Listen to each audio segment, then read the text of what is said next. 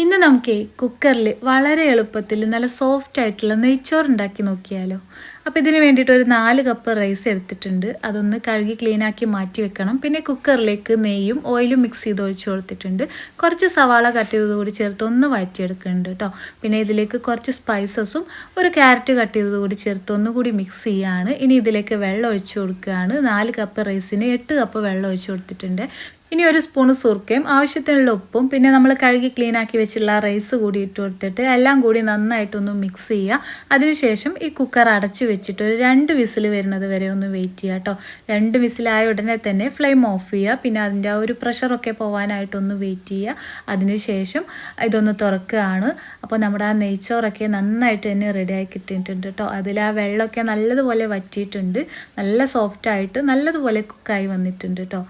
അപ്പോൾ ഇത്രയേ ഉള്ളൂ. നല്ല ടേസ്റ്റി ആയിട്ടുള്ളൊരു നെയ്ച്ചോറിൻ്റെ റെസിപ്പിയാണ്. ഇനി ഇതിൻ്റെ ടോപ്പിലായിട്ട് കുറച്ച് മല്ലിയിലയും കാഷ്യൂസും കിസ്മിസും ഒക്കെ ഇട്ട് കൊടുക്കുക. എന്നിട്ട് ഇത് സെർവ് ചെയ്യുക കേട്ടോ. അപ്പോൾ നമ്മളിത് കുക്കറിൽ ചെയ്യണത് കൊണ്ട് തന്നെ നല്ല സോഫ്റ്റ് ആയിട്ടുള്ള റൈസാണ്. അപ്പോൾ എല്ലാവരും ഇതുപോലെ ഒന്ന് ട്രൈ ചെയ്ത് നോക്കാൻ മറക്കല്ലേ.